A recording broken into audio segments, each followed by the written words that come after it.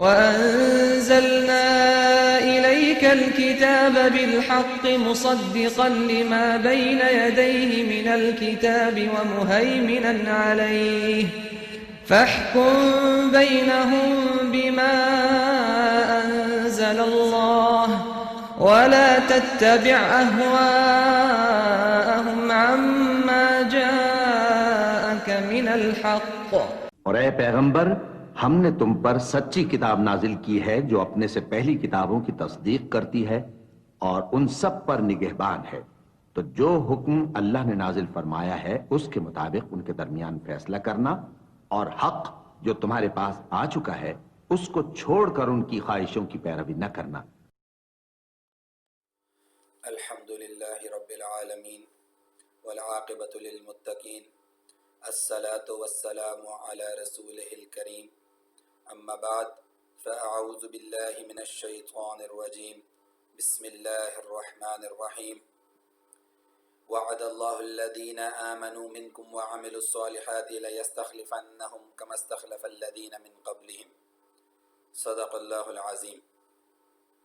آپ سب لوگوں کو آج کی اس ٹاک میں خوش آمدید۔ آج کی جو ٹاک ہے یہ انشاءاللہ ہم ایک سیریز کریں گے اس ٹاک کی، جو کہ مدینہ کی ریاست جس کو اللہ کے نبی صلی اللہ علیہ وآلہ وسلم نے قائم کیا تھا،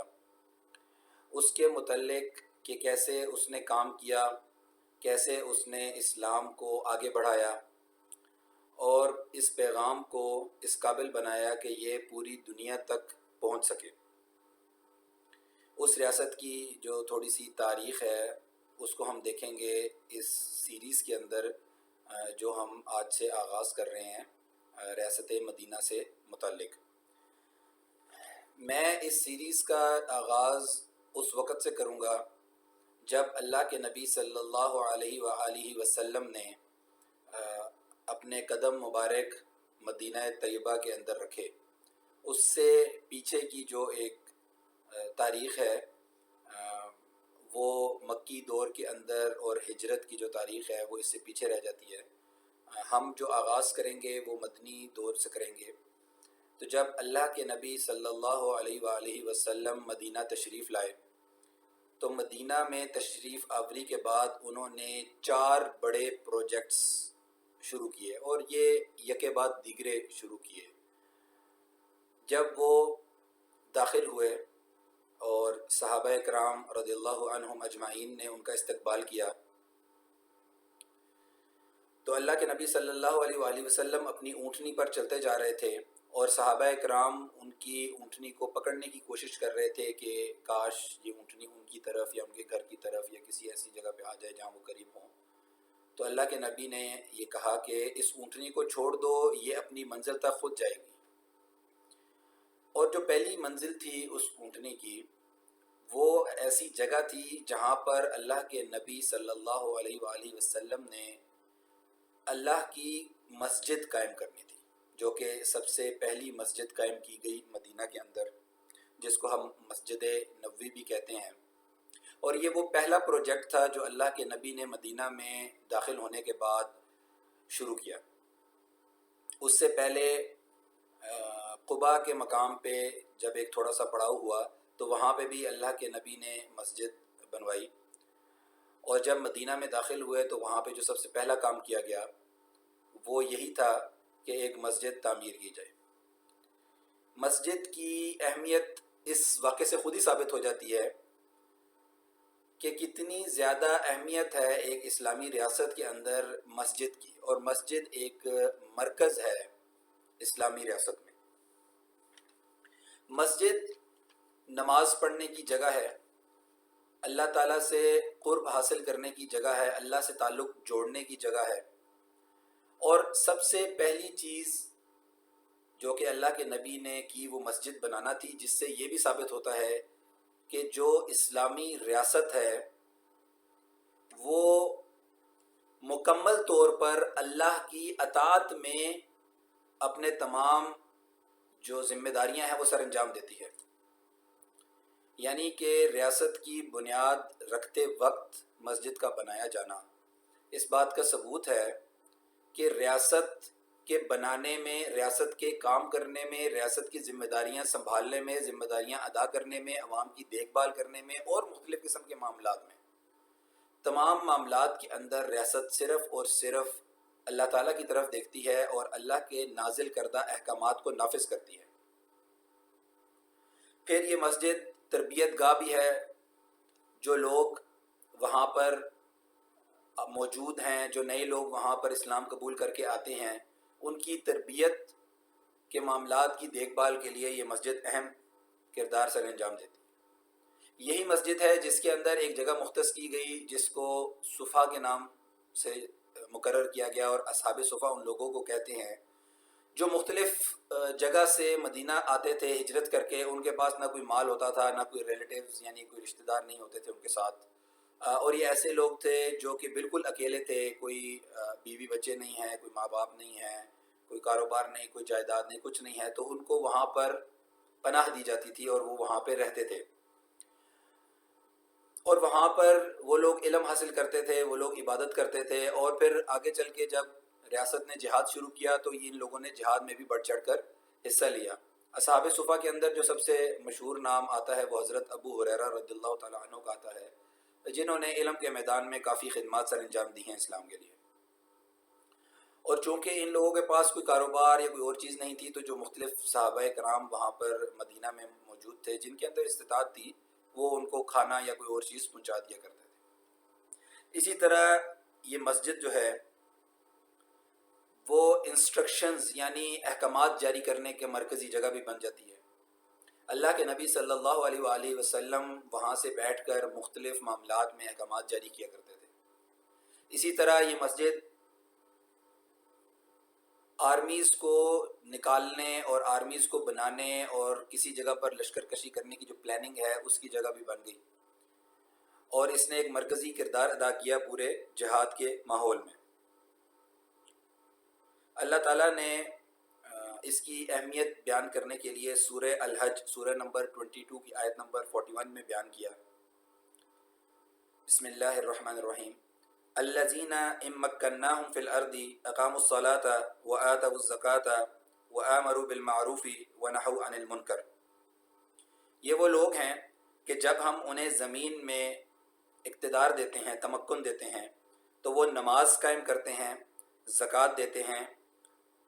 معروف کا حکم دیتے ہیں اور منکر سے روکتے ہیں۔ یعنی اللہ نے اوصاف بیان کیے کہ وہ نماز قائم کرنے والے، زکوٰۃ دینے والے، امر بالمعروف کا فریضہ سر انجام دینے والے اور نہی عن المنکر کا فریضہ سر انجام دینے والے لوگ ہیں۔ اور اللہ تعالیٰ یہاں پہ اقتدار کے فوراً بعد نماز کا ذکر کر رہے ہیں۔ اسی طرح اللہ تعالیٰ نے سورہ النور سورہ نمبر 24 کی آیت نمبر 37 میں فرمایا، رجال لا تلہیہم تجارت ولا بیع عن ذکر اللہ واقام الصلاۃ وایتاء الزکاۃ۔ یہ وہ لوگ ہیں جن کو ان کی تجارت اور ان کی خرید و فروخت نہ تو اللہ کے ذکر سے غافل کر سکتی ہے، نہ نماز قائم کرنے سے غافل کر سکتی ہے، اور نہ زکوٰۃ دینے سے غافل کر سکتی ہے۔ یعنی دنیاوی امور کی سر انجام دیتے ہوئے، رزق کماتے ہوئے، تجارت کرتے ہوئے، خرید و فروخت کرتے ہوئے، یعنی اپنا جو کیریئر ہے، جو بزنس ایکٹیویٹیز ہیں، اس کے دوران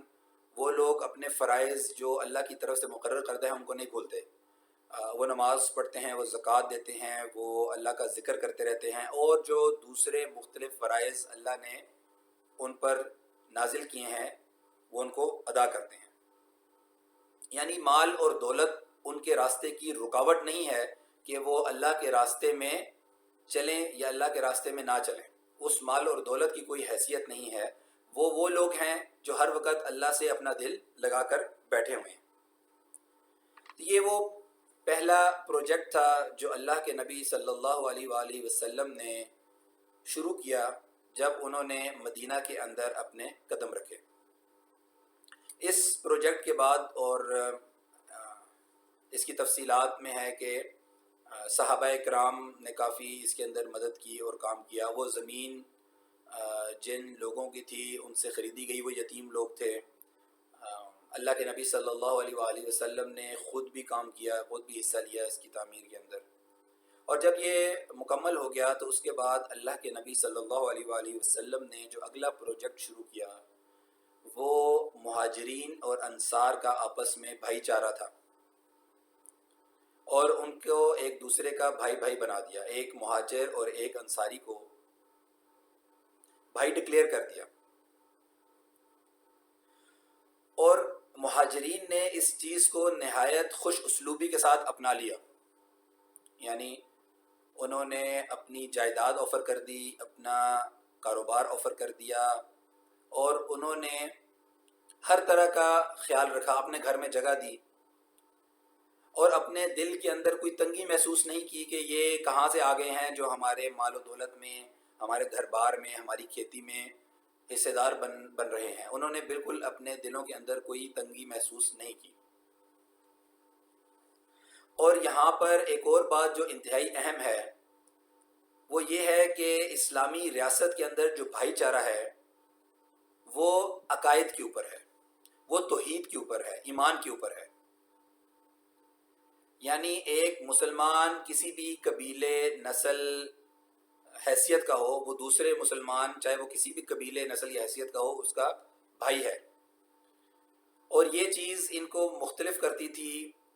جو اس وقت مدینہ میں باقی قبائل موجود تھے۔ مثال کے طور پر یہودیوں کے جو 3 قبائل موجود تھے وہاں پر، ان سے یہ چیز مسلمانوں کو مختلف کر رہی تھی، کیونکہ اوس اور خزرج جو کہ انصار ہیں، جنہوں نے اللہ کے نبی صلی اللہ علیہ وآلہ وسلم کو نصرہ فراہم کی تاکہ وہ ریاست قائم کر سکیں، وہ ایمان لانے سے پہلے، اسلام لانے سے پہلے آپس میں ایک دوسرے سے لڑتے رہتے تھے، لیکن جب ان کو اسلام کی روشنی ملی تو وہ ایک دوسرے کے بھائی بن گئے۔ اور یہ انتہائی اہم ہے مسلمانوں کے لیے کہ وہ اپنے تمام کے تمام جو تعلقات ہیں وہ عقائد کی بنیاد پر مرتب کریں۔ یعنی مسلمان کے ساتھ اور اس بھائی کے ساتھ جو توحید پر ایمان رکھتا ہے، جو اللہ تعالیٰ پر ایمان رکھتا ہے، اور باقی جو ایمان کے جزو ہیں ان پر بھی ایمان رکھتا ہے، اس سے محبت کریں، اس سے بھائی چارہ کریں اس کے مقابلے میں جو کہ کافر ہے، چاہے وہ رشتہ دار ہو، باپ ہو۔ اور اس کی بہت سی مثالیں صحابہ کرام کی زندگی میں موجود ہیں جو آگے چل کر اگر اس کا وقت ہوا تو وہ بھی ذکر کریں گے۔ اس کے اوپر اللہ تعالیٰ نے آیات نازل کی۔ سورہ انفال سورہ نمبر 8 کی آیت نمبر 63، اللہ تعالیٰ فرماتے ہیں وَأَلَّفَ بَيْنَ قُلُوبِهِمْ لَوْ أَنفَقْتَ مَا فِي الْأَرْضِ جَمِيعًا مَا أَلَّفْتَ بَيْنَ قُلُوبِهِمْ وَلَكِنَّ اللَّهَ أَلَّفَ بَيْنَهُمْ۔ اور اللہ نے ان کے دلوں کو آپس میں جوڑ دیا، یعنی محبت پیدا کی، الفت پیدا کی۔ اور اگر آپ اے نبی صلی اللہ علیہ وآلہ وسلم پوری دنیا کی دولت بھی خرچ کر دیتے تب بھی ان کے دلوں کو جوڑ نہ سکتے، مگر یہ اللہ ہے جس نے ان کے دلوں کو جوڑ دیا ہے۔ یعنی یہاں سے یہ بات بہت واضح ہو جاتی ہے کہ مفادات کے اوپر تعلقات بنانا یہ پائیدار چیز نہیں ہے۔ مفادات کے ارد گرد تعلقات قائم کرنا ممکن نہیں ہے کہ یہ مستقل رہیں۔ اللہ نے یہاں پہ یہ فرمایا کہ یہ خصوصی رحمت ہے اللہ کی کہ اللہ مسلمانوں کے دلوں میں، مومنین کے دلوں میں الفت پیدا کر دیتے ہیں۔ اور یہاں یہ بات دوبارہ ثابت ہوتی ہے کہ اصل میں جو محبت ہے، جو تعلق ہے، وہ عقیدے کا تعلق ہے۔ جب تک عقیدے کی بنیاد پر چیزیں آپس میں مربوط نہیں ہوں گی، جب تک لوگوں کا آپس میں ربط عقیدے کی بنیاد پر نہیں ہوگا، تب تک ان چیزوں کو صحیح طریقے سے آگے لے کر چلنا بہت مشکل بلکہ ناممکن ہو جائے گا۔ اسی طرح اللہ تعالیٰ نے انصار کی تعریف کرتے ہوئے، کیونکہ انہوں نے مہاجرین کو بھائی بنایا تھا، تو سورہ الحشر سورہ نمبر 59 کی آیت نمبر 9 کے اندر فرمایا وَالَّذِينَ تَبَوَّأُوا الدَّارَ وَالْإِيمَانَ مِن قَبْلِهِمْ، اور وہ لوگ جو مقیم تھے اس جگہ پر یعنی مدینہ میں، اور ایمان لائے تھے مہاجرین کے آنے سے پہلے۔ یہاں پہ اللہ تعالیٰ کہہ رہے ہیں کہ وہ انصار وہ انصار مدینہ جو ایمان لا چکے تھے اور وہاں پر مقیم تھے مدینہ کے اندر، یحبون من حاجر الیہم، وہ محبت کرتے ہیں ان لوگوں سے جنہوں نے ہجرت کی انصار کی طرف،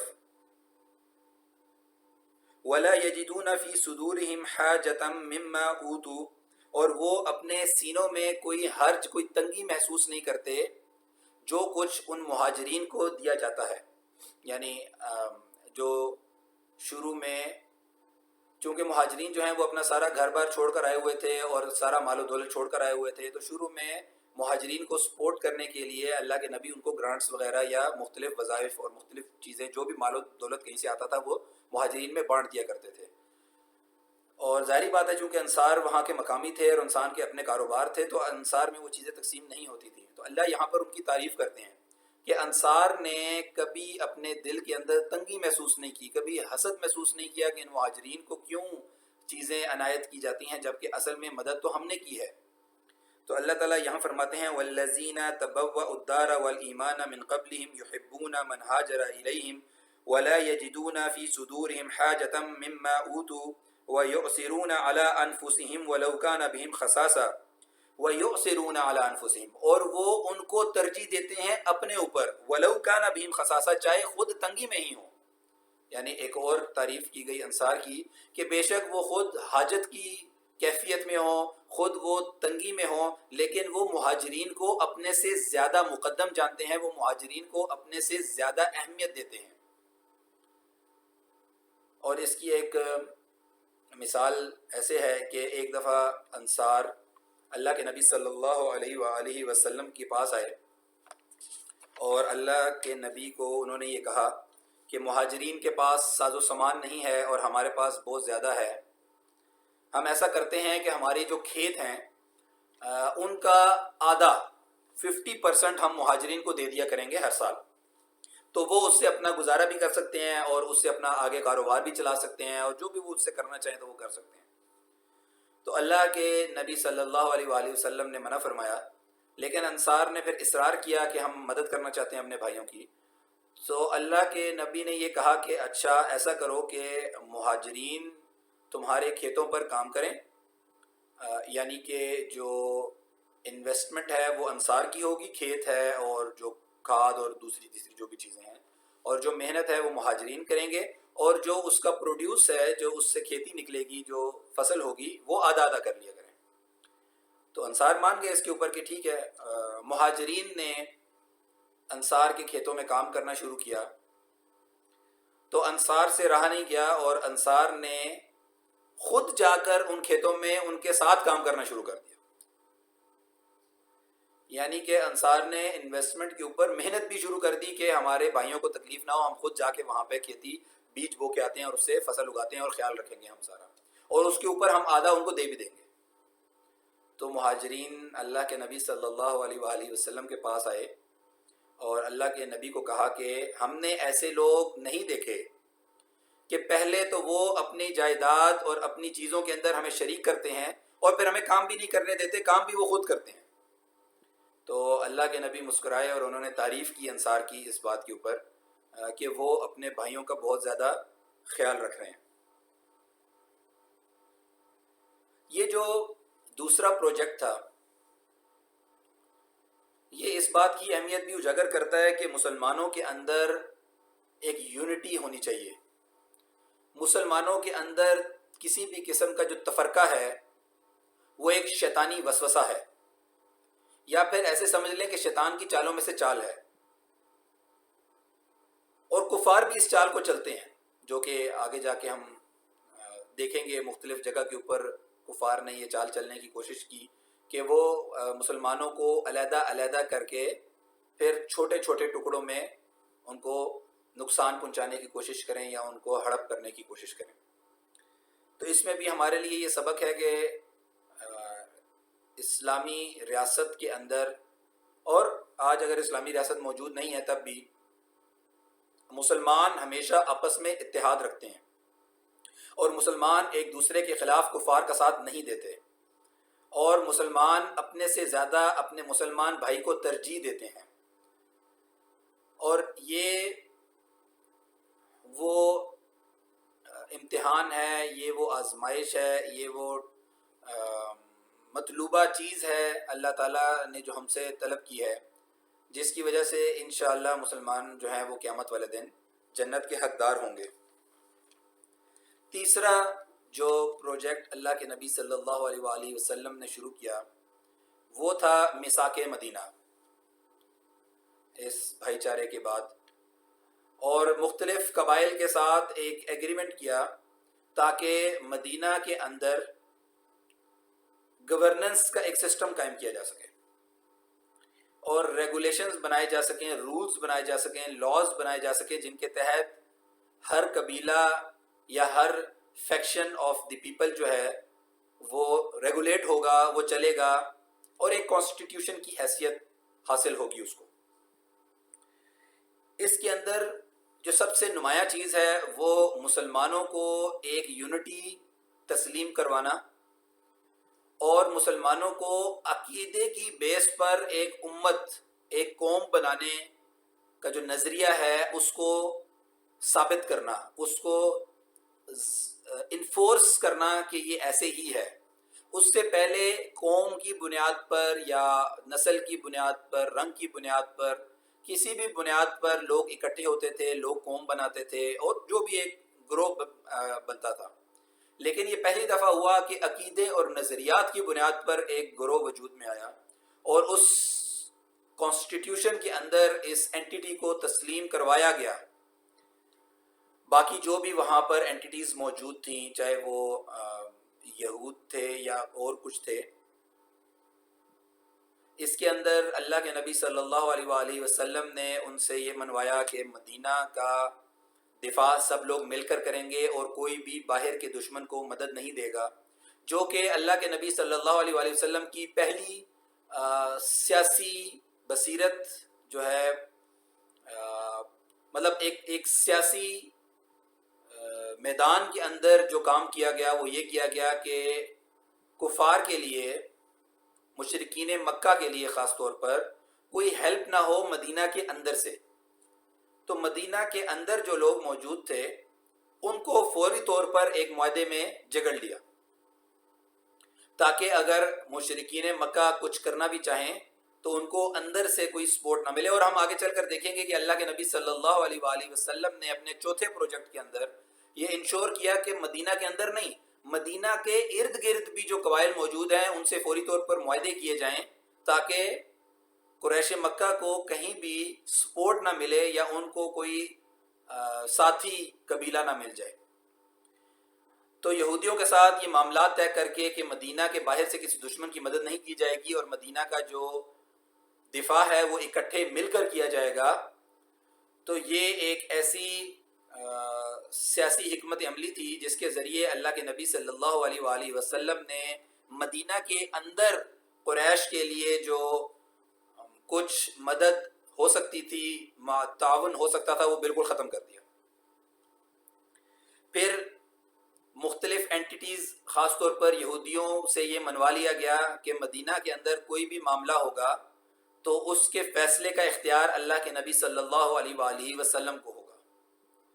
مسلمانوں کے لیے تو وہ چونکہ نبی ہیں تو وہ ویسے بھی ان کی بات مانتے ہیں، لیکن مدینہ کے اندر وہ اب نبی کے ساتھ ایک حکمران بھی ہیں،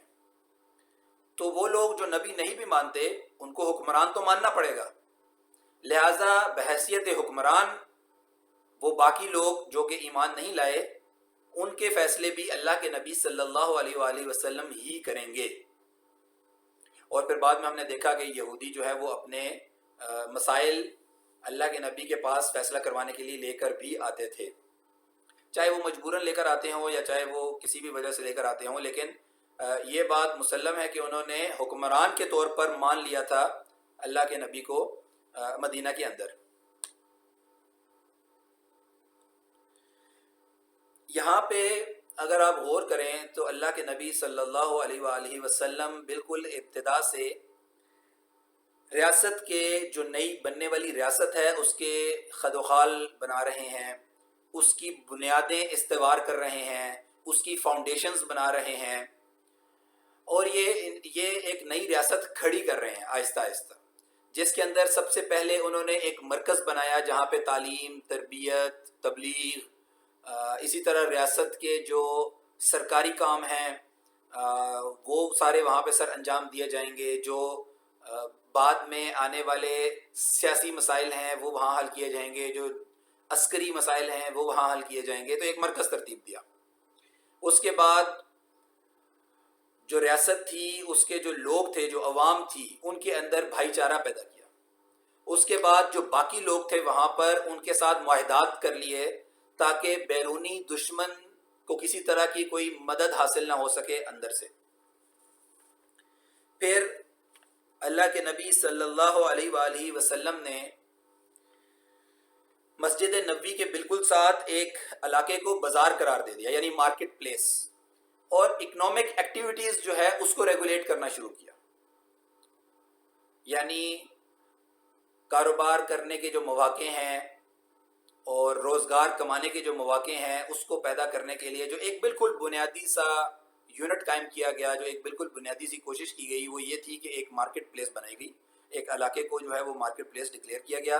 اور اکنامک ایکٹیویٹی جنریٹ کی گئی۔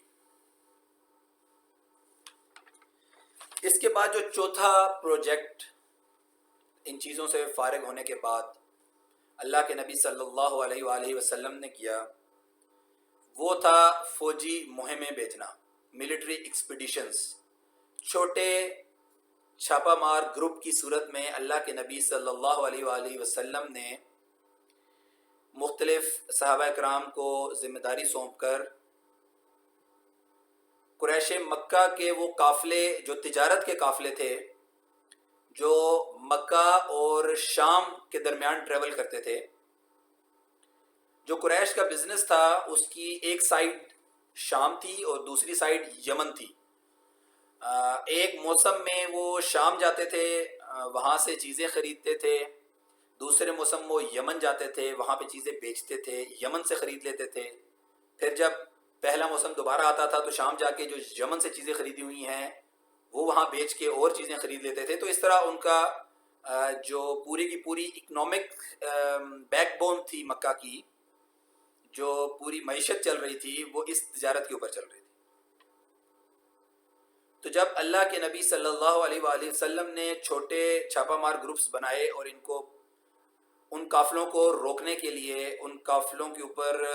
نظر رکھنے کے لیے، کفار کی ایکٹیویٹیز پہ نظر رکھنے کے لیے، یہاں میں یہ بتاتا جاؤں کہ یہ جو فوجی مہمیں تھیں ان کے 3 مقاصد سے، یہ ایسا نہیں تھا کہ صرف حملہ کرنے کے لیے یہ بات ہے۔ پہلا مقصد یہ تھا کہ جو مدینہ کے ارد گرد قبائل ہیں ان کو شو آف پاور کیا جائے اور جتنی جلدی ممکن ہے ان سے معاہدات کر لیے جائیں، تاکہ اللہ کے نبی صلی اللہ علیہ وآلہ وسلم کے کیمپ کے اندر لوگ زیادہ ہو جائیں، اللہ کے نبی کے کیمپ کے اندر قبائل زیادہ ہو جائیں اور جو قریش مکہ ہیں وہ اکیلے رہ جائیں۔ یعنی یہ سیاسی طور پر ان کو کمزور کرنے کے لیے ایک حکمت عملی تھی۔ دوسرا مقصد یہ تھا کہ جو قریش مکہ کے تجارتی قافلے ہیں ان کو ڈسرپٹ کیا جائے، ان کو روکا جائے، تاکہ جس طرح پہلا سیاسی حکمت عملی کے طور پر ان کو ایک نقصان پہنچانے کی کوشش تھی، یہاں پر معاشی حکمت عملی کے تحت ان کو نقصان پہنچانے کی پلاننگ کی گئی، حکمت عملی اختیار کی گئی، ان کی معیشت توڑنے کی حکمت عملی اختیار کی گئی۔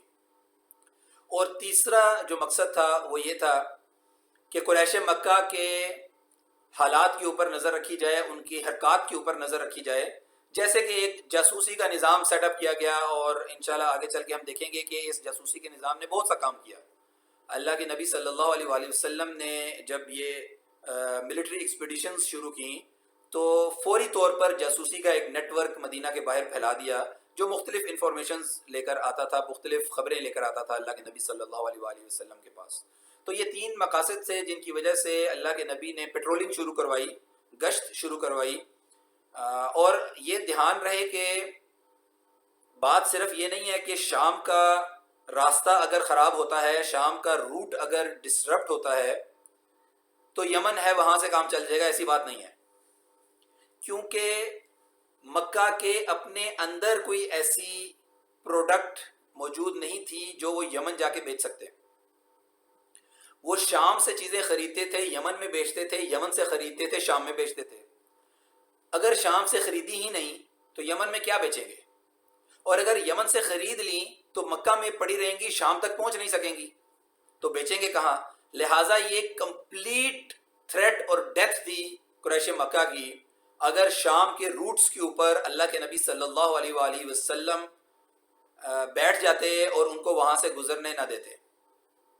تو اللہ کے نبی نے اس کام کے لیے جو سب سے پہلے سریہ بھیجا. یہاں پہ دو چیزیں، ایک غزوہ ہے، ایک سرایہ ہے. غزوہ وہ ہے جو ایک اللہ کے نبی صلی اللہ علیہ وآلہ وسلم نے خود بھی شرکت کی اور ایک پراپر آرمی، پراپر بیٹل ہوئی. سرایہ ایک چھوٹا گروپ جو اللہ کے نبی کسی خاص مشن پر بھیجتے تھے جس میں اللہ کے نبی صلی اللہ علیہ وآلہ وسلم خود شامل نہیں ہوتے تھے. تو جو مین فرق ہے، جو بنیادی فرق ہے، وہ اللہ کے نبی صلی اللہ علیہ وآلہ وسلم کی شرکت اور عدم شرکت ہے. تو غزوہ میں ان کی شرکت ہوتی تھی اور سرایہ میں ان کی شرکت نہیں ہوتی تھی. تو سب سے پہلے حضرت حمزہ رضی اللہ تعالی عنہ کی قیادت میں سرایہ ایک بھیجا گیا جو کہ 30 مہاجرین پر مشتمل تھا. اور اس کا ٹاسک یہ تھا کہ ابو جہل ایک تجارتی قافلے کو لے کر گزر رہا ہے، اس کو انٹرسپٹ کرنا ہے، اس کو جا کے پکڑنا ہے. یہ 30 مہاجرین اور ان کی قیادت جو حضرت حمزہ کر رہے تھے، یہ نکلے مدینہ سے باہر اور ایک جگہ پر ان کو ابو جہل کا وہ قافلہ مل گیا. یہ ایک ایسی جگہ تھی جہاں پر جوہینیہ قبیلہ آباد تھا اور اس کا جو سردار تھا مجدی ابن عمر الجوہینی. یہ قریش مکہ کے ساتھ بھی اچھی ٹرمز پہ تھا، اچھے معاملات تھے، اور مدینہ والوں کے ساتھ بھی اس کے اچھے روابط تھے. تو یہ جو مجدی ابن عمر الجوہینی ہے یہ بیچ میں آ گیا. ابو جہل کا جو قافلہ تھا اس کے ساتھ کافی لوگ تھے، جو گارڈز تھے وہ کافی زیادہ تھے، لیکن حضرت حمزہ رضی اللہ تعالیٰ عنہ 30 لوگوں کے ساتھ بھی لڑنے کے لیے تیار ہو گئے. اتنی دیر میں یہ جو سردار ہے مجدی الجوہینی یہ سامنے آ گیا اور کچھ لوگ تھے بڑے، اور انہوں نے بیچ میں گھس کر لڑائی رکوائی یا ہونے ہی نہیں دی. شروع نہیں ہوئی تھی ابھی لڑائی، تو معاملہ وہاں پر رفع دفع کروایا اور بغیر کسی لڑائی کے، بغیر کسی اور چیز کے، یہ جو سریہ تھا یہ واپس مدینہ آ گیا. یہ جو پہلا سریہ تھا یہ ہجرت کے بعد، یعنی مدینہ میں داخل ہونے کے بعد 7 سے 9 مہینے کا عرصہ آتا ہے کہ 7 سے 9 مہینے گزرے تھے کہ یہ سریہ بھیج دیا گیا. اس میں یہ بھی تھوڑی سی ہے کہ پہلا سریہ حضرت حمزہ کا تھا یا حضرت عبیدہ ابن حارث کا تھا، لیکن زیادہ جو روایات ہیں انہوں نے حضرت حمزہ کا کوٹ کیا ہے. بہرحال یہ بالکل اوپر نیچے بھیجے گئے تھے. دوسرا سریہ عبیدہ ابن حارث کا تھا جن کو 60 مہاجرین کے ساتھ بھیجا گیا. خبر یہ تھی کہ ابو سفیان کا ایک قافلہ جو ہے تجارتی قافلہ وہ گزر رہا ہے، اس کو انٹرسپٹ کرنا ہے. انہوں نے اس کو پکڑ لیا تھا، یعنی وہ قریب پہنچ گئے تھے. اور اس واقعے کے اندر حضرت سعد بن ابی وقاص رضی اللہ تعالی عنہ نے تیر چلائے، اور یہ وہ پہلے تیر تھے جو اللہ کے راستے میں چلائے گئے تھے. اس سے پہلے مسلمانوں کی طرف سے کوئی ایکٹیو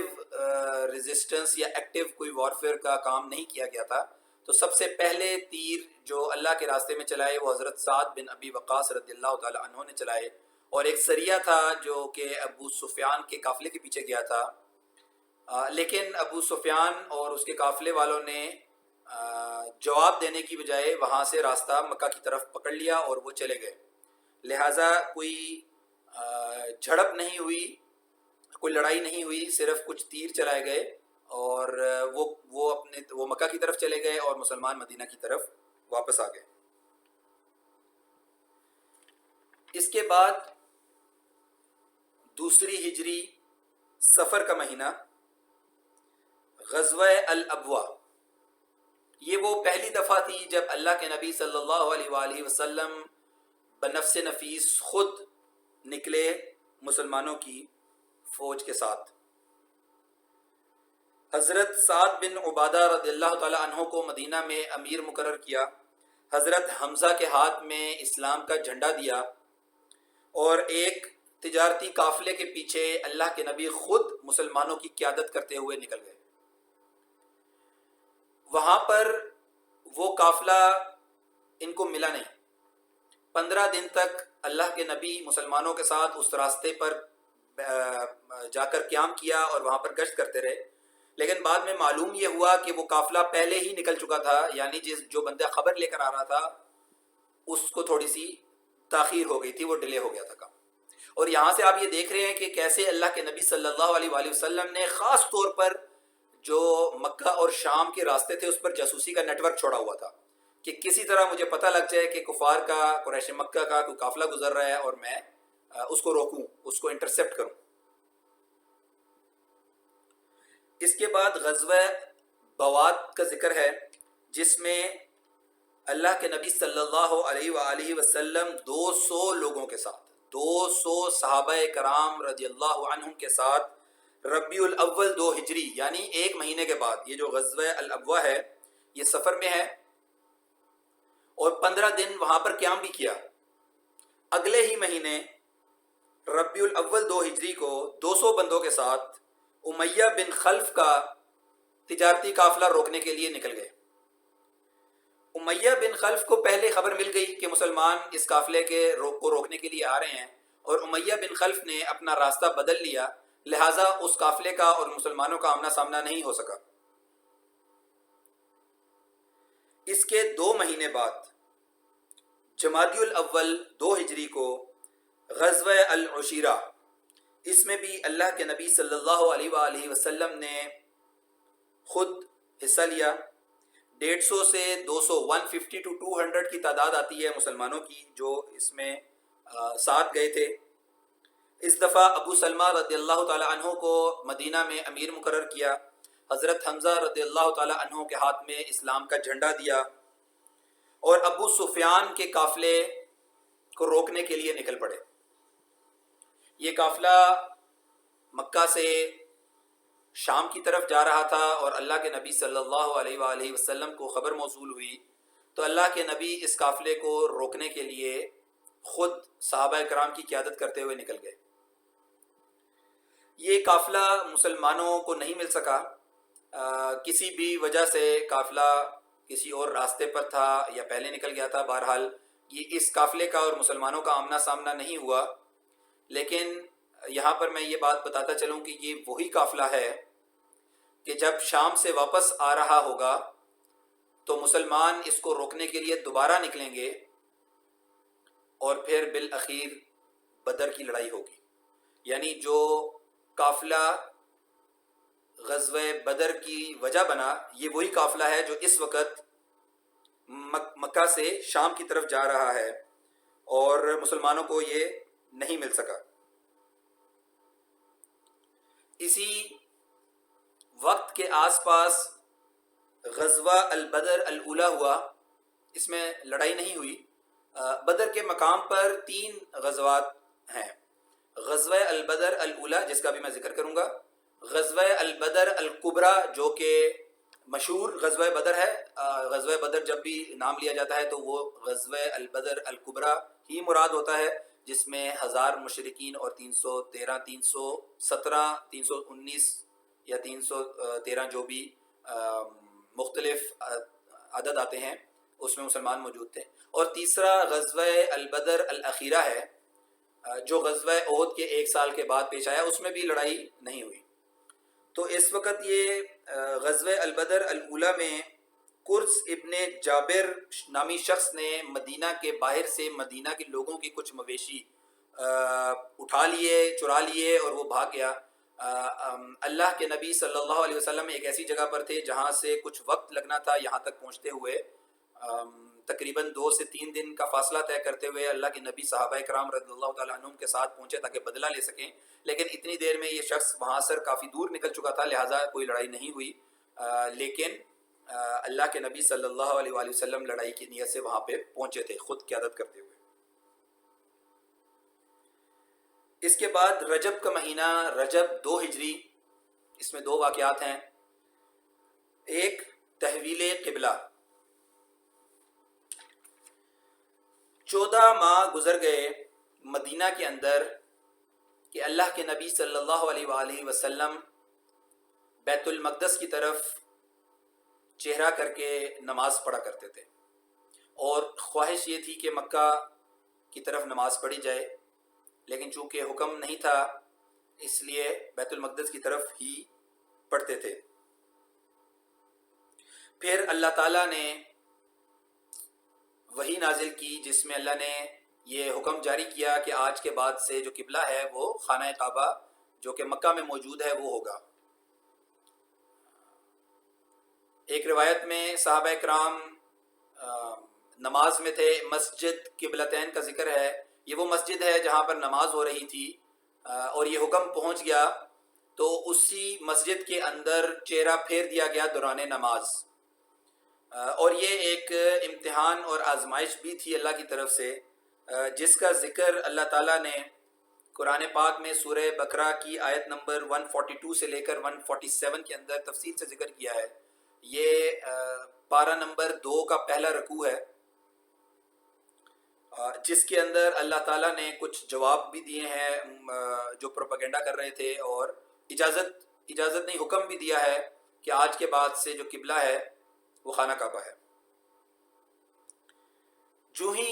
تحویل قبلہ ہوا تو لوگ انتظار میں تھے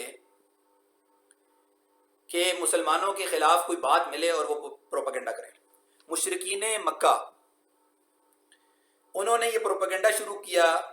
کہ بالآخر محمد صلی اللہ علیہ وآلہ وسلم ہمارے قبلے پر واپس آ گیا ہے، کیونکہ جو قریش مکہ تھے اور جو عرب تھے ان کا جو قبلہ تھا وہ مکہ تھا، اور جو بنی اسرائیل تھے ان کا قبلہ بیت المقدس تھا۔ تو انہوں نے یہ پروپیگنڈا شروع کر دیا کہ دیکھا اس کو یہی نہیں پتا کہ قبلہ کون سا ہے، تو بالآخر یہ ہمارے قبلے پر واپس آ گیا، یہ ہمارے دین پر بھی واپس آ جائے گا۔ یہودیوں نے یہ کہنا شروع کر دیا کہ انہوں نے انبیاء کا قبلہ چھوڑ دیا، یعنی یہ کیسے نبی ہیں جو اپنے سے پچھلے نبیوں کے قبلے کو چھوڑ دیتے ہیں۔ اور یہودیوں نے یہ بھی کہنا شروع کر دیا کہ اگر جو خانہ کعبہ ہے وہ قبلہ ہے تو جو پہلے نمازیں پڑھی تھیں آپ لوگوں نے وہ ضائع ہو چکی ہیں، اور اگر اور پہلے نمازیں جو پڑھی تھی وہ ٹھیک تھیں، بیت المقدس قبلہ ہے، تو پھر آج کے بعد جو آپ نمازیں پڑھیں گے وہ ضائع۔ اللہ تعالیٰ نے اس کو سورہ بقرہ کی آیت نمبر 142 سے لے کر 147 میں ایڈریس کیا، اور اللہ نے کہا کہ یہ جو تحویل قبلہ ہے یہ صرف آزمائش ہے کہ کون رسول کو فالو کرتا ہے، کون رسول کی اتباع کرتا ہے، اور کون اپنے قدموں پر، اپنی ایڑیوں پر الٹا پھر جاتا ہے۔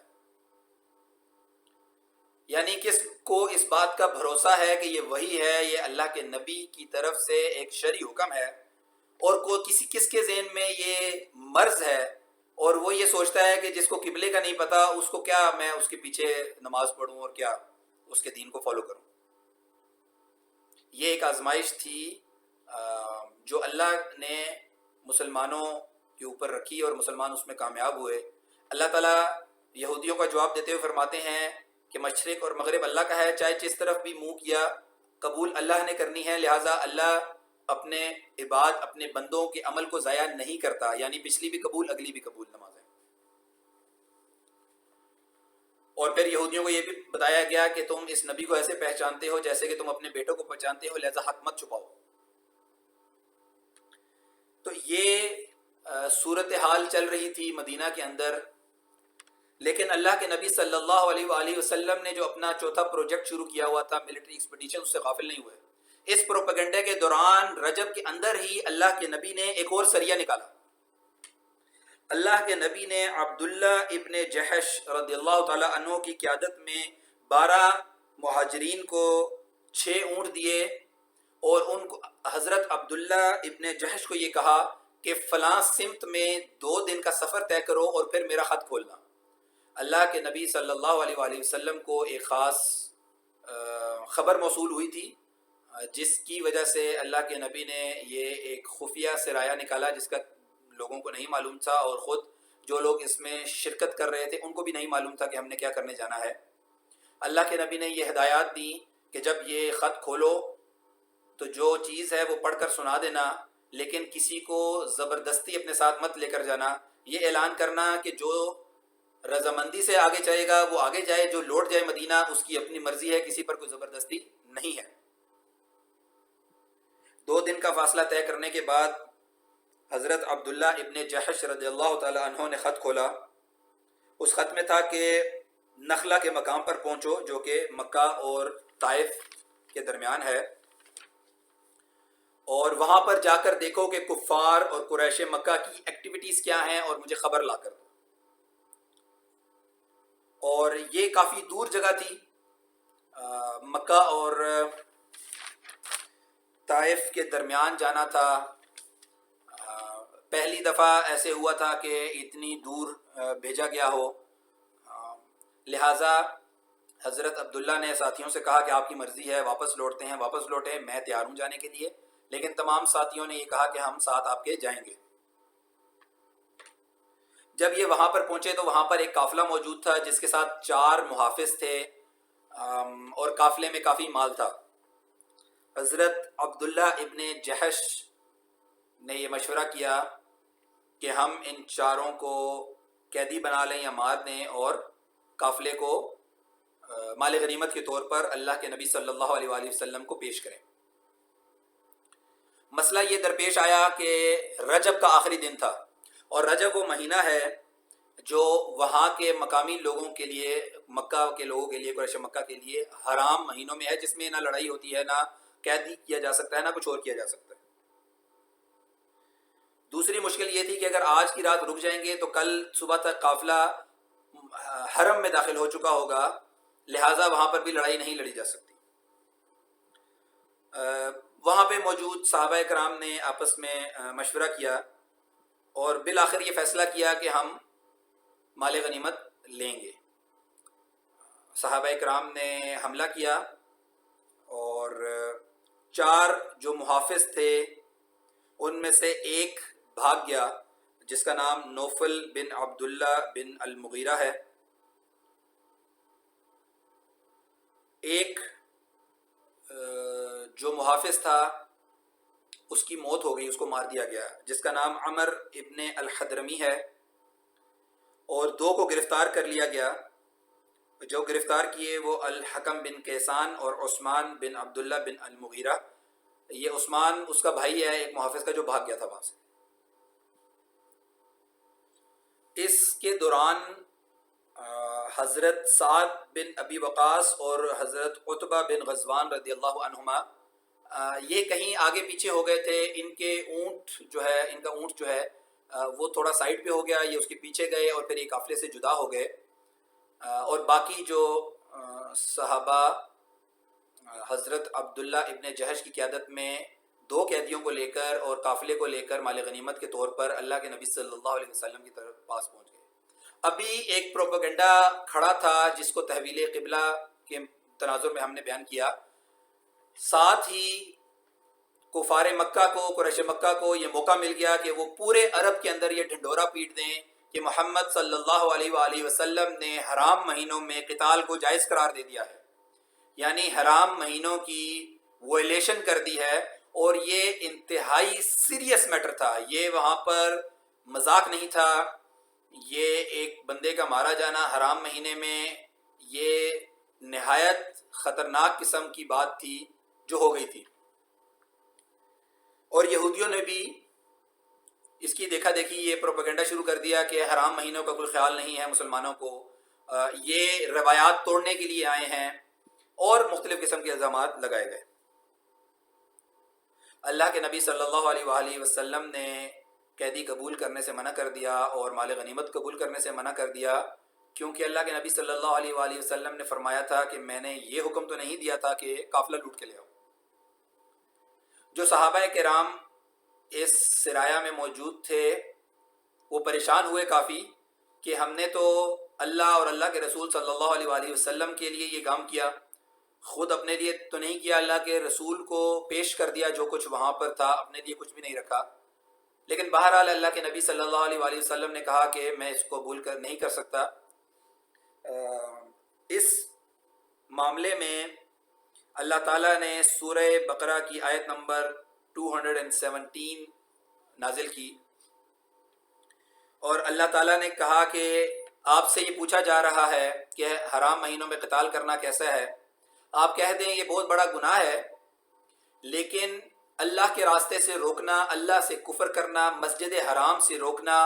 لوگوں کو بے گھر کرنا، مسجد حرام میں رہنے والے، قریب رہنے والے لوگوں کو بے گھر کرنا، یہ بہت بڑا گناہ ہے، یہ زیادہ بڑا گناہ ہے. اور فتنہ جو تم لوگوں نے یعنی کفار نے پھیلایا ہے وہ قتل سے زیادہ بڑا ہے. یعنی اللہ تعالیٰ نے ڈیفینسو ہوئے بغیر سامنے سے، فرنٹ سے کفار کو چیلنج کیا کہ یہ جو پروپیگنڈا تم کر رہے ہو کہ ایک بندہ مار دیا ہے حرام مہینے میں، تمہاری اپنی حرکتیں کیا ہیں؟ تم نے مسلمانوں کے ساتھ کیا کیا ہوا ہے؟ تمہارا ماضی کیا ہے؟ تم نے کہاں کہاں پر ظلم کے پہاڑ توڑے ہوئے ہیں؟ یعنی ان کو ان کی شکل دکھائی گئی، ان کو آئینہ دکھایا گیا. اور پھر اللہ تعالیٰ نے ان مسلمانوں کی توبہ قبول کی. اگلے آیت کے اندر ہے کہ اللہ تعالیٰ غفور الرحیم ہے، اور توبہ قبول کرنے کی وجہ سے اللہ کے نبی صلی اللہ علیہ وآلہ وسلم نے قیدی بھی قبول کیے اور مال غنیمت بھی قبول کیا. جب قریش مکہ تک یہ بات گئی تو انہوں نے قیدیوں کو چھڑانے کے لیے فدیہ آفر کیا. اللہ کے نبی صلی اللہ علیہ وآلہ وسلم نے کہا کہ میں قبول نہیں کروں گا جب تک کہ میرے وہ 2 صحابی واپس نہ آ جائیں، حضرت سعد بن ابی وقاص اور حضرت عتبہ بن غزوان رضی اللہ عنہما، کیونکہ مجھے خدشہ ہے کہ کہیں تم نے انہیں مار نہ دیا ہو. اگر تم نے انہیں مار دیا تو میں ان 2 قیدیوں کو ان کے بدلے میں مار دوں گا. مشرکین مکہ نے کہا ہمیں نہیں پتا اور وغیرہ، لیکن اللہ کے نبی صلی اللہ علیہ وسلم نے کہا نہیں جب تک کہ وہ واپس نہیں آتے. پھر کچھ عرصے میں وہ دونوں واپس آ گئے اور اللہ کے نبی نے ان قیدیوں کو چھوڑ دیا. اس سے یہ بھی پتہ لگتا ہے کہ ریاست اپنے شہریوں کے لیے کس حد تک جاتی ہے، ریاست اپنے شہریوں کے لیے کتنی پروٹیکٹیو ہوتی ہے. ایسے نہیں ہے کہ دشمن کا ایک بندہ ریاست کے ہاتھ آ جائے اور وہ مفت میں اس بندے کو واپس کر دے، ایسے نہیں ہوتا. اسلامی ریاست یا اپنے بندوں کے فائدے کے لیے کچھ کرواتی ہے یا اسلام کی نشر و اشاعت کے لیے کچھ کرواتی ہے. یہاں سے ہمیں یہ بھی پتہ چلا کہ کفار کا کام یہی ہے کہ وہ پروپیگنڈا کرتے ہیں. وہ چھوٹی چھوٹی باتوں کو یا چھوٹی چھوٹی غلطیوں کو جو مسلمان کر جائیں، کیونکہ انسان خطا کا پتلا ہے، اس کو بڑا چڑھا کر بیان کرتے ہیں جیسے کہ یہ بہت بڑی بات ہے، حالانکہ ان کے اپنے کرتوت اس سے بہت بڑے ہیں، جو کہ اصل میں حقیقت میں بڑے ہیں، نہ کہ پروپیگنڈا کے طور پر بڑے کیے گئے ہیں. اس پوری جو پروجیکٹ تھا، اس سے ہمیں یہ بھی پتہ لگتا ہے کہ جو اسلامی ریاست ہے اس کے کاموں میں سے یہ کام ہے کہ وہ دشمنوں کے اوپر اپنا رعب بٹھاتی ہے. تو اللہ کے نبی نے مختلف سرایا اور غزوات کر کے اور مدینہ کے ارد گرد معاہدے کر کے، یہ جو پوری ملٹری ایکسپیڈیشن تھی اس میں کافی زیادہ معاہدے ہوئے تھے، کیونکہ وہ جس بھی قبیلے سے گزرتے تھے ان سے معاہدہ کر لیتے تھے. وہ قبیلہ یہ سوچتا تھا کہ جب یہ قریش مکہ کو نہیں چھوڑتے، جب یہ ان کے پیچھے پڑے ہوئے ہیں تو میں کیا ہوں، کیونکہ وہاں پر جو سب سے مضبوط اینٹی تھی وہ قریش مکہ کی تھی اور قریش مکہ کو کوئی نہیں چھیڑ سکتا تھا. تو جب اللہ کے نبی صلی اللہ علیہ وآلہ وسلم نے ڈائریکٹ قریش مکہ سے پنگا لے لیا یا قریش مکہ کے ساتھ کنفرنٹریشن میں آ گئے، تو جو باقی چھوٹے قبائل تھے وہ روب میں آ گئے کہ جب یہ ان بڑے لوگوں کے ساتھ جا کر بات چیت برابری میں بیٹھ کے کرتے ہیں اور ان کے ساتھ کنفرنٹریشن کرتے ہیں تو ہم کیا چیز ہے. لہٰذا وہ معاہدے کرنے شروع ہو گئے، اور ہر سرایا یا تقریباً ہر غزوہ کے اندر، یہ غزوہ بدر سے پہلے کافی معاہدے مختلف قبائل کے ساتھ ہو چکے تھے. تو جو ایک مقصد تھا مختلف قبائل سے معاہدے کرنے کا وہ بھی اچیو کر لیا گیا. جو دوسرا مقصد تھا قریش کے قافلوں کو روکنے کی کوشش کرنا، وہ بھی کافی حد تک اچیو ہوا، اور قریش کی حرکات پہ جو نظر رکھنا وہ بھی اچیو کر لیا گیا. اسی ایک اگلے مہینے یا اس سے اگلے مہینے اللہ کے نبی صلی اللہ علیہ وآلہ وسلم کو خبر موصول ہوئی کہ ابو سفیان شام سے واپس آ رہے ہیں قافلے کے ساتھ. اور یہ خبر ایک ایسے وقت میں آئی کہ زیادہ وقت نہیں لیا جا سکتا تھا. اللہ کے نبی صلی اللہ علیہ وآلہ وسلم فوراً باہر نکلے اور انہوں نے یہ اعلان کیا کہ فوری طور پر جس کے پاس سواری موجود ہے وہ تیار ہو جائے، ہم ایک قافلے کے پیچھے جا رہے ہیں. بعض انصار نے یہ کہا کہ ہمارے گھر مسجد نبوی سے ذرا دور ہیں، ہمیں اجازت دیں کہ ہم جا کر اپنے گھوڑے لے آئیں. اللہ کے نبی نے اجازت نہیں دی. اللہ کے نبی نے کہا نہیں، اس وقت جس کے پاس گھوڑا تیار ہے وہ تیار ہو جائے، ہم قافلے کے پیچھے جا رہے ہیں. یہ وہ ایمرجنسی کی صورتحال تھی جس کے اندر صرف 317 319 یا 313 جو بھی اعداد آتے ہیں مختلف، ان صحابہ کرام نے لبیک کہا، اور یہ کانوائے اللہ کے نبی صلی اللہ علیہ وآلہ وسلم کی قیادت میں اس قافلے کے پیچھے چلا گیا جو ابو سفیان کی قیادت میں آ رہا تھا. ابو سفیان،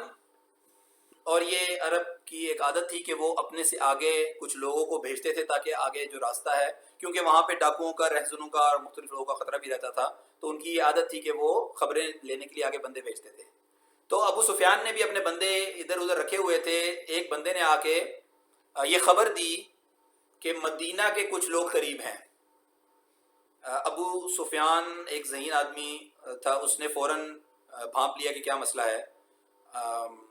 وہ خود ایک جگہ پہ پہنچا جہاں پہ اس کو اونٹ کی کچھ جو فضلہ ہے، مینگنیاں، وہ ملی. اس نے وہ اپنے ہاتھ میں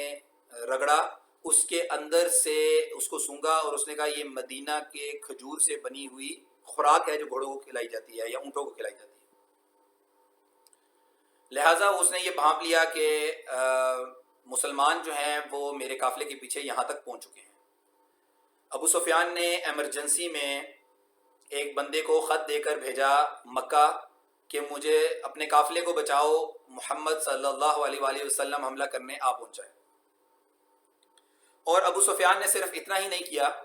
بلکہ اس نے راستہ بھی تبدیل کر لیا اور ساحل سمندر کے پاس سے ہوتا ہوا سفر کرنا شروع کر دیا.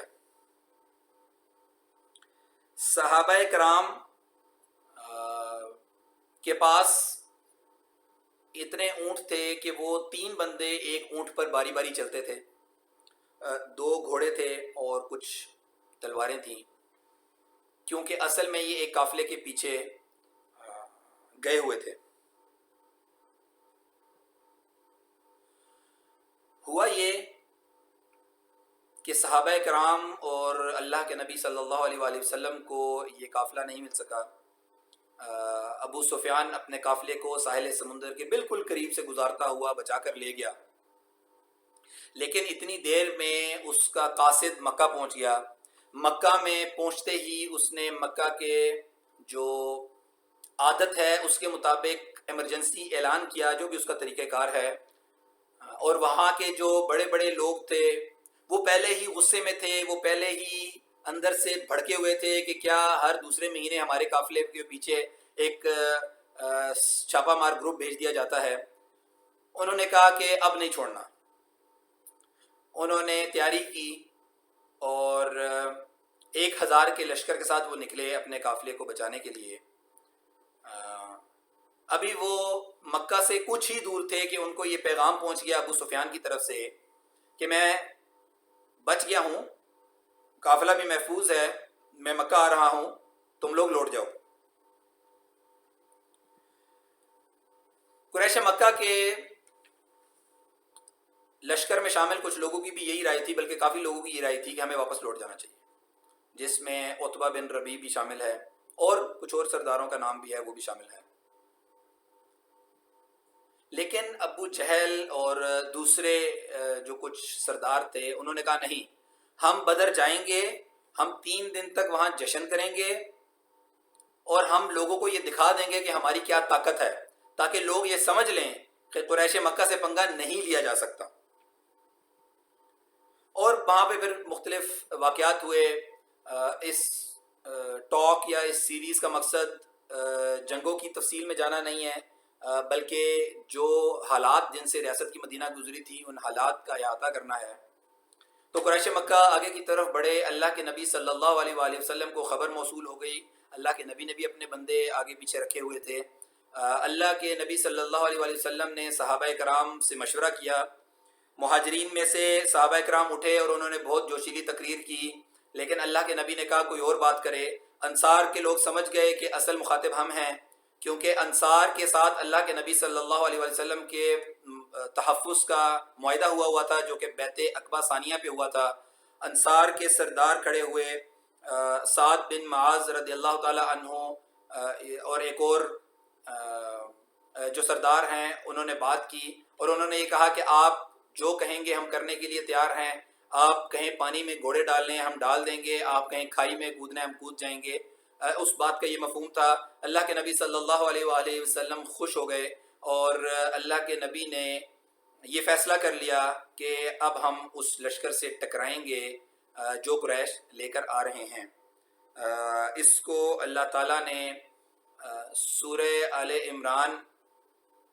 کے اندر آیت نمبر 121 اور اس سے آگے کی آیتوں میں بیان کیا ہے، اور اسی طرح سورہ انفال میں آیت نمبر 7 اور اس سے آگے کی آیتوں میں بیان کیا ہے۔ اور اللہ تعالیٰ نے یہ فرمایا ہے کہ جب تم یہ چاہتے تھے کہ قافلہ جو ہے وہ تمہارے ہاتھ آ جائے، جبکہ اللہ تعالیٰ نے دو میں سے ایک گروہ کا وعدہ کیا تو تم چاہتے تھے کہ قافلہ تمہارے ہاتھ آ جائے، لیکن اللہ نے یہ فیصلہ کیا ہوا تھا کہ اللہ وہ کر کے رہے گا جس سے حق اور باطل، یعنی حق کو باطل پر مارے گا اور باطل کو توڑ دے گا، حق باطل جو ہے وہ ناکام ہو جائے گا۔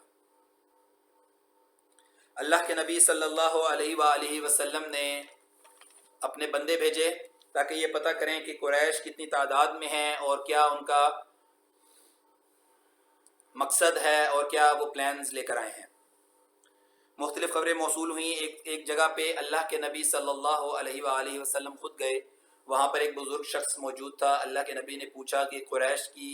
جو مکہ سے آ رہے ہیں ان کی کوئی خبر ہے تو بتاؤ۔ اس نے پوچھا کہ آپ کون ہیں؟ اللہ کے نبی صلی اللہ علیہ وآلہ وسلم نے فرمایا پہلے میں نے پوچھا، پہلے تم بتاؤ گے پھر میں بتاؤں۔ تو اس شخص نے کہا کہ مجھے ایک بندے نے مسلمانوں کے لشکر کا بتایا ہے، اگر اس نے صحیح بتایا ہے تو آج مسلمانوں کا لشکر فلاں جگہ پہنچ چکا ہوگا۔ اور اس نے بالکل درست فرمایا تھا، کیونکہ وہ اللہ کے نبی خود وہاں پر کھڑے سن رہے تھے اور اللہ کے نبی اسی جگہ پہ سے آ رہے تھے۔ پھر اس نے کہا کہ ایک بندے نے مجھے قریش کے لشکر کے بارے میں معلومات دیں، اگر اس نے مجھے صحیح معلومات دی ہیں تو آج قریش کا لشکر فلاں جگہ تک پہنچ گیا ہوگا۔ چونکہ پہلی بات اس کی درست تھی اور اللہ کے نبی کو پتہ ہے کہ وہ درست تھی، تو دوسری بات بھی درست ہی ثابت ہونی ہے۔ اس وجہ سے اللہ کے نبی کو اندازہ ہو گیا کہ قریش کا لشکر کہاں موجود ہوگا۔ اللہ کے نبی واپس مڑے تو اس بندے نے پوچھا کہ آپ بتائیں آپ کون ہیں؟ تو اللہ کے نبی نے کہا نحن من ماء، ہم پانی سے ہیں۔ اور پھر اللہ کے نبی چلے گئے اور اس شخص نے کہا کون سے پانی سے، کس ملک کے پانی سے؟ یعنی وہ ملک ڈیفائن کرنا چاہ رہا تھا، لیکن اللہ کے نبی نے اس کو جواب نہیں دیا، کیونکہ یہ کانفیڈینشیل میٹر تھا، یہ سیکریسی میٹر تھا، یہ ڈیفینس ریلیٹڈ میٹر تھا، جس کے اندر اپنی معلومات کو چھپانا انتہائی ضروری ہے، ورنہ جنگ کے اندر معاملات خراب ہو سکتے ہیں۔ کچھ صحابہ کرام ادھر ادھر مختلف جگہ پر گشت کر رہے تھے اور انفارمیشن اکٹھی کرنے کی کوشش کر رہے تھے، ان کے ہاتھ ایک قریش کا خادم آ گیا اور انہوں نے اس سے پوچھا کہ ہمیں کوئی معلومات دو، تو اس نے کہا کہ میں خادم ہوں، میں کھانا پکاتا ہوں، مجھے نہیں پتا، تو وہ مارتے تھے اس کو۔ اتنے میں اللہ کے نبی صلی اللہ علیہ وسلم آئے اور انہوں نے کہا کہ ہٹو مجھے بات کرنے دو۔ اللہ کے نبی نے پوچھا کہ کتنے اونٹ ذبح کرتے ہیں؟ تو اس خادم نے کہا کبھی 9 کرتے ہیں، کبھی 10 کرتے ہیں۔ تو اللہ کے نبی صلی اللہ علیہ وآلہ وسلم نے کہا کہ 900 سے 1000 کے درمیان ہے وہ، یعنی کہ تعداد بھی معلوم ہو گئی اندازاً اور جگہ بھی معلوم ہو گئی کہ وہ کس جگہ پہ اس وقت موجود ہیں۔ تو اللہ کے نبی صلی اللہ علیہ وآلہ وسلم صحابہ کرام کو لے کر، جو اصل میں جنگ کے لیے نہیں نکلے ہوئے تھے، جو ایک قافلے کے پیچھے نکلے تھے، یعنی فل فلیج جنگ کے ماحول نہیں تھا، وہ تلواریں، وہ تیاری، وہ تعداد نہیں تھی، ایمرجنسی میں لوگوں کو نکالا گیا تھا۔ ابھی بہت سے لوگ ایسے تھے جو نکل سکتے تھے لیکن وہ نہیں نکلے۔ حضرت سعد بن معاذ رضی اللہ تعالی عنہ، جو کہ مدینہ کے اندر ایک لیڈر کی حیثیت رکھتے تھے، ان کے قبیلے سے لوگ بہت سے لوگ نہیں آئے تھے، چونکہ ان کے گھر جو ہیں وہ دور کے علاقے میں تھے، دوسری طرف مدینہ کی دوسری طرف تھے، لہٰذا اللہ کے نبی نے فوری طور پر تیاری کا حکم دیا ہوا تھا، اور یہ اجازت نہیں دی تھی کہ انصار اپنے گھروں سے جا کے اپنی سواری تیار کر کے لے کے آئیں، یہ اجازت نہیں دی تھی، لہٰذا تعداد نہایت کم تھی، یعنی 300 کے کچھ اوپر تھے۔ اللہ کے نبی صلی اللہ علیہ وآلہ وسلم نے بدر کے مقام پہ پڑاؤ کیا۔ ایک صحابی حضرت خباب رضی اللہ تعالی عنہ آئے اور انہوں نے کہا کہ کیا یہ اللہ کی وحی ہے کہ ہم یہاں پڑاؤ کریں گے یا ایک جنگی حکمت عملی؟ صحابی اپنے ذہن کے اندر بالکل کلیئر تھے کہ اگر اللہ کی وحی ہے تو کسی کا کوئی عمل دخل نہیں ہے، مجھے اپنے ذہن کے اندر اس سے زیادہ بہتر حکمت عملی معلوم ہو، لیکن جب اللہ کی وحی ثابت ہو گئی تو اب میری عقل کا کوئی کام نہیں ہے اس کے اندر، لہٰذا انہوں نے پہلے یہ کنفرم کرنا ضروری سمجھا کہ کہیں میں اللہ کی وحی کے نازل ہونے کے بعد اپنی رائے تو نہیں دے رہا، جو کہ جائز نہیں ہے۔ اللہ کے رسول صلی اللہ علیہ وآلہ وسلم نے یہ فرمایا کہ نہیں، یہ جنگی حکمت عملی ہے۔ حضرت خباب رضی اللہ تعالیٰ عنہ نے کہا کہ یہاں پڑاؤ کرنے کی بجائے کنوؤں کے پاس جا کر پڑاؤ کریں، تمام کنویں اپنے سے پیچھے رکھیں اور بند کر دیں، اور آخری کنواں جو ہے اس کو خود اپنے استعمال میں لے کر آئیں اور وہاں سے پانی نکالیں، تاکہ جب کفار یہاں پہنچیں تو ان کو پانی کی سہولت میسر نہ ہو۔ اللہ کے نبی صلی اللہ علیہ وآلہ وسلم نے ان کے مشورے پہ عمل کرتے ہوئے دوبارہ اپنی آرمی موو کی اور اس جگہ پر پڑاؤ ڈالا جہاں پہ حضرت خباب رضی اللہ تعالیٰ عنہ نے مشورہ دیا تھا۔ قریش مکہ پہنچ گئے، ان کے لیے کنویں موجود نہیں تھے، وہ ایک خاص جگہ پر رک گئے۔ اللہ کے نبی صلی اللہ علیہ وآلہ وسلم نے اپنی فوجیں تیار کیں اور مختلف صحابہ کرام کو ذمہ داریاں سمجھائیں۔ رات ہوئی، رات کو اللہ کے نبی صلی اللہ علیہ وآلہ وسلم نے دعا کی، اور اتنی طویل دعا کی کہ صحابہ نے ان کو کہا کہ بس کریں، اللہ آپ کی دعا سن لیں گے۔ اس رات اللہ نے ایک مسلمانوں کے اوپر نیند طاری کی، غشی طاری کی، تاکہ وہ حشاش بشاش صبح اٹھیں۔ اللہ نے کفار کو مسلمان تھوڑے دکھائے دیکھنے میں، اور مسلمانوں کو کفار کی تعداد تھوڑی دکھائی دیکھنے میں، اور اللہ نے اس کو بھی بیان کیا ہے قرآن پاک کے اندر کہ یہ اس لیے کیا گیا تاکہ لڑائی ہو کر رہے، یہ نہ ہو کہ کفار کی تعداد زیادہ ہونے کی وجہ سے مسلمان چھوڑ دیں، یا مسلمانوں کی تعداد کو دیکھنے کے بعد کفار کہیں آگے پیچھے ہو جائیں۔ لہٰذا اللہ تعالیٰ نے یہ انشور کیا کہ یہ لڑائی ہو کر رہے اور یوم الفرقان برپا ہو، جب حق اور باطل میں تمیز واضح ہو جائے۔ اگلے دن جب لڑائی شروع ہوئی تو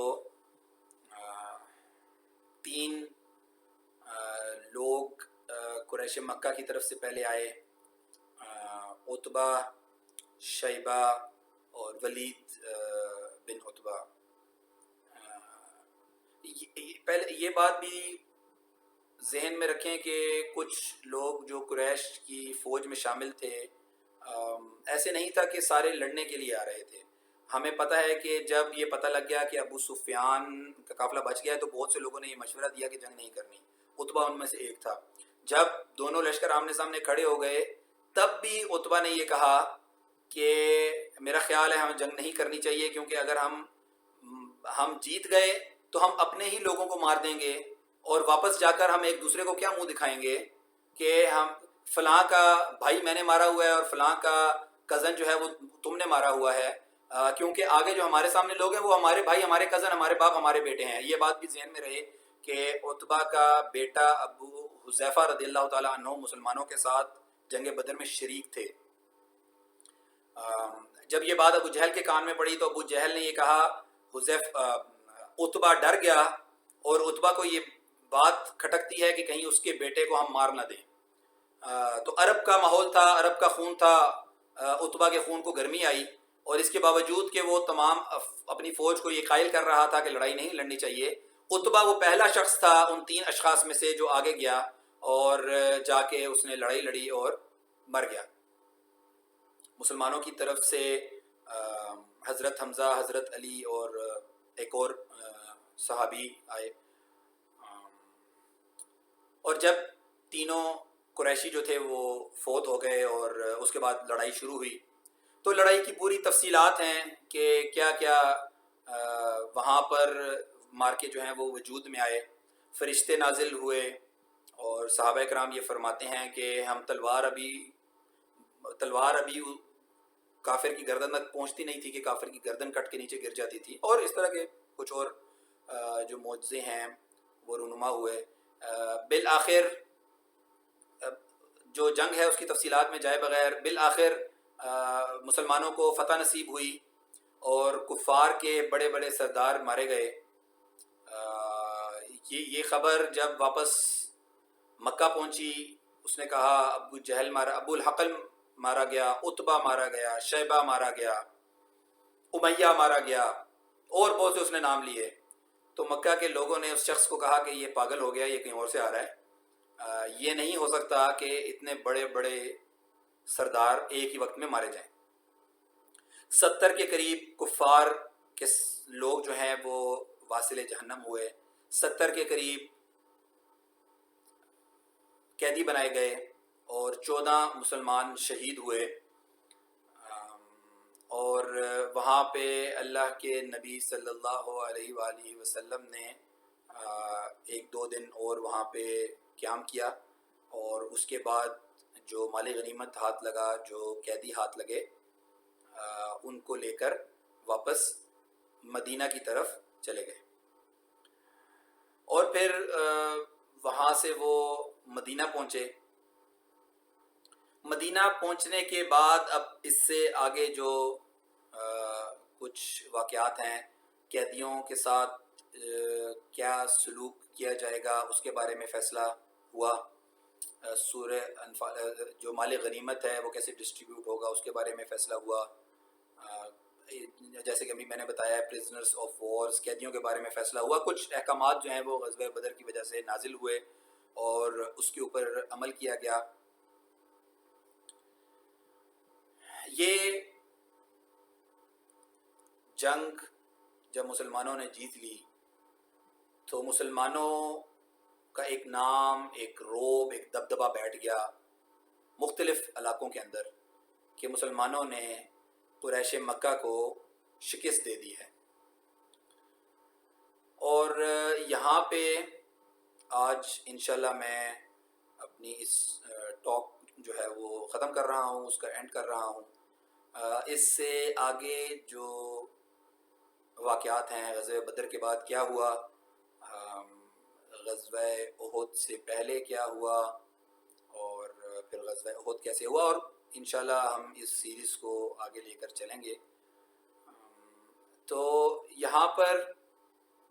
آج جو ہم نے طے کیا ہے سفر، یہ بنیادی چیزیں کھڑی کرنے کے پروجیکٹ سے لے کر، جس میں مسجد کا قیام ہے، ایک سینٹر جگہ جہاں پر لوگ اکٹھے ہوں، جہاں پر فیصلے کیے جائیں، اس کے بعد آپس میں بھائی چارے کا جو پروجیکٹ ہے وہ کیا گیا، اس کے بعد فوری طور پر سیاسی حکمت عملی اختیار کرتے ہوئے معاہدے کیے گئے، اور جنگی حکمت عملی اختیار کرتے ہوئے تاکہ سیاست کو فائدہ پہنچے فوجی مہمیں شروع کی گئیں۔ غزوہ بدر سے پہلے 7 یا 8 کے قریب مختلف چھوٹی لڑائیاں ہیں جو لڑی گئیں یا نہیں لڑی گئیں، مطلب مسلمان گئے تھے لیکن وہ لڑائی ہوئی نہیں وہاں پہ۔ اور اس کے بعد غزوہ بدر الکبریٰ وقوع پذیر ہوا۔ تو یہ بالکل ابتدائی خاکہ ہے، یہ ابتدائی حکمت عملی ہے جو اللہ کے نبی صلی اللہ علیہ وآلہ وسلم نے اختیار کی تاکہ وہ ایک ریاست کو ثابت قدم رکھ سکیں، ایک ریاست کو استقامت دے سکیں، اس کو اس کی استطاعت میں اضافہ کر سکیں، اور یہ منوا سکیں مختلف قبائل سے اور قریش مکہ سے کہ اب مسلمان ایک ریاست ہیں، اور اب مسلمانوں کے پیچھے ایک ریاست کھڑی ہے، مسلمان لاوارث نہیں ہیں، مسلمان یتیم نہیں ہیں۔ ایسے نہیں ہے جیسے مکہ کے اندر کسی بھی مسلمان کو پکڑ کے اس کے ساتھ ظلم شروع کر دیا جاتا تھا۔ اب ایک ریاست کا وجود ہے جو مسلمانوں کے بہاف پر بدلہ بھی لیتی ہے، جو مسلمانوں کے لیے خیر خواہی بھی رکھتی ہے، جو ان کا تحفظ بھی کرتی ہے۔ جیسے اللہ کے نبی نے ان 2 گرفتار قیدیوں کو نہیں چھوڑا جب تک کہ حضرت سعد بن ابی وقاص اور حضرت عتبہ بن غزوان رضی اللہ تعالی عنہما واپس نہیں آ گئے، اور یہ کہا گیا کہ اگر وہ واپس نہ آئے، اگر مجھے پتہ لگا کہ تم نے مار دیا ہے تو میں ان 2 قیدیوں کو بدلے میں مار دوں گا۔ تو ریاست کی تھریٹس اپنے سٹیزنز کی حفاظت کے لیے اور ریاست کا باہر نکل کر ایکسپینڈ کرنا یا ریاست کا روب قائم کرنا اپنے ارد گرد کے خطوں میں، یہ سبق ہیں آج کے۔ انشاءاللہ آج ہم اس کو ختم کرتے ہیں اس دعا کے ساتھ کہ اللہ تعالیٰ جو ہے وہ ہمیں اس زندگی میں اسلامی ریاست دیکھنے کی توفیق عطا کریں، ہمیں اس اسلامی ریاست کے قیام میں حصہ ڈالنے کی توفیق عطا کریں، اور جلد از جلد اس اسلامی ریاست کا قیام ممکن بنائیں۔ وآخر دعوانا ان الحمد للہ رب العالمین۔